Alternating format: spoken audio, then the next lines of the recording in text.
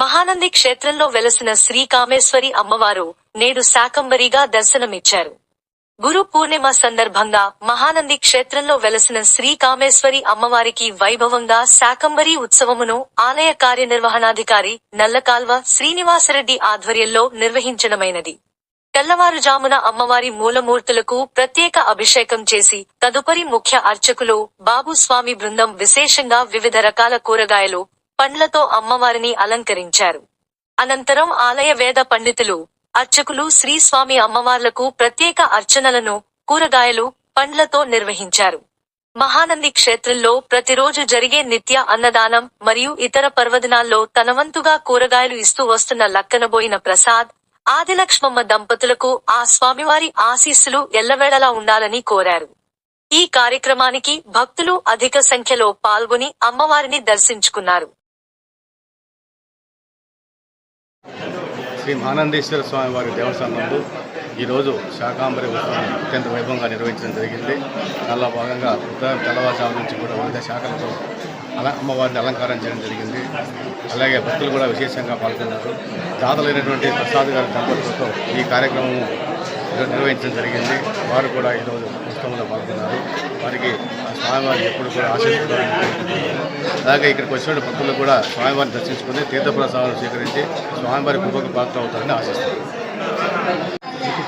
ఈరోజు మహానంది క్షేత్రంలో అత్యంత వైభవంగా శాకాంబరి ఉత్సవం అనేటువంటిది నిర్వహించడం జరిగింది.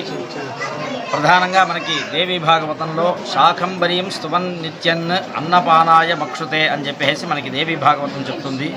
ఎవరైతే ఈ యొక్క ఆషాఢ పౌర్ణమి రోజున అమ్మవారిని వివిధ రూపములైనటువంటి శాఖములతో అలంకారం చేసి పూజిస్తే గనక సకల మానవాళికి కూడా అన్నపాదులకు ఎటువంటి లోటు ఉండదు. అట్లాగే మన యొక్క రాష్ట్రంలో కానీ దేశంలో కానీ దుర్భిక్షం అనేటువంటిది దరిచేరకుండా ఉండాలి అంటే మనం ఈ యొక్క శాకాంబరి ఉత్సవం శాకంతో అర్చన అనేటువంటిది అమ్మవారికి చేయాలని చెప్పబడి ఉన్నది. కాబట్టి అందులో భాగంగా ఈరోజు ఆలయ కార్యనిర్వహణాధికారి శ్రీనివాసరెడ్డి గారి ఆధ్వర్యంలో దేవస్థానంలో తెల్లవారుజామున నుంచి కూడా అమ్మవారికి ప్రత్యేకంగా అభిషేకాదులన్నీ కూడా నిర్వహించి అనంతరం ఆలయమంతా కూడా సర్వాంగ సుందరంగా శాఖములతో వివిధ రకములైనటువంటి శాఖములతో అలంకరించి అనంతరం ఈ యొక్క శాఖాలను ఇచ్చినటువంటి ప్రముఖ దాతలైనటువంటి ప్రసాద్ ఆదిలక్ష్మ దంపతుల సహకారంతో ఈ యొక్క శాకాంబరి ఉత్సవం అనేటువంటిది ఈరోజు మహానంది క్షేత్రంలో నిర్వహించడం జరిగింది.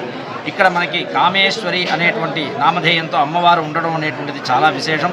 ఈ యొక్క కామేశ్వరి నామధేయం అనేటువంటిది అరుదుగా ఎక్కడో 1-2 జాగాలో మాత్రమే ఇటువంటి అమ్మవారు అనేటువంటిది ఉంటుంది. కామేశ్వరి అంటే మనం కోరినటువంటి కామ్యాన్ని శీఘ్రంగా సిద్ధింపజేసేటువంటి తల్లి అనేటువంటి అర్థం. కాబట్టి ఈ రోజున మనం ఇక్కడ చేసినటువంటి ఈ యొక్క శాఖార్చన ద్వారా మన రాష్ట్రమునికి కానీ దేశమునికి కానీ ఎటువంటి అతివృష్టి అనావృష్టి బాధలు లేకుండా అందరూ కూడా ఆ యొక్క అమ్మదయ్యతో సుఖంగా ఉండాలి అని చెప్పి ప్రత్యేక పూజాధికాలు ఈరోజు నిర్వహించడం జరిగింది.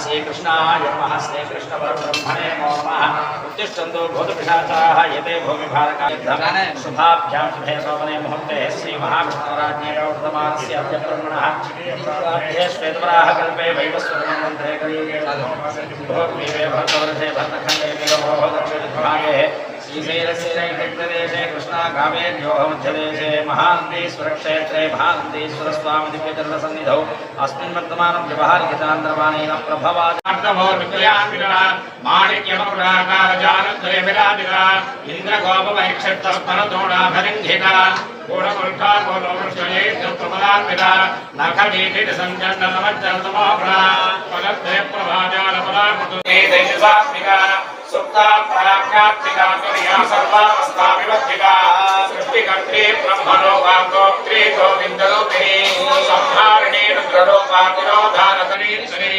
सदाशिवानुग्रहदा पञ्चकृत्यपरायणा भानुमण्डलमध्यस्था भैरवी भगवानी पद्माधरा भगवती पद्मनाभमहोदरी प्राणदा शृङ्खलादिविक्रस्था वीरमातावियत्प्रदो मुकुन्दानुग्रहया मूलविभवावन्दरूपिणी जन्ममृत्युया विश्रान्तिदायिनी सर्वोपयोगानन्दायकं त्वया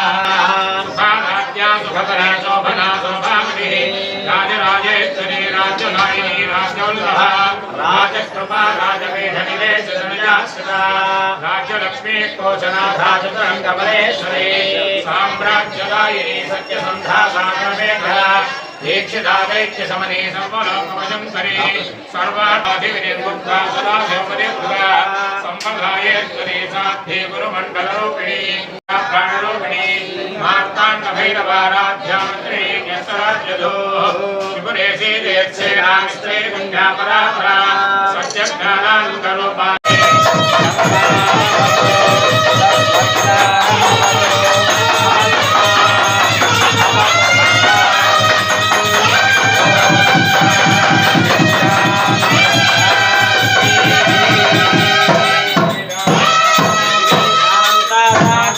शांता सामे शांता शुचकं शमयत् अंतरिक्षकं शांतं तद्वायुना शांतं तन्मे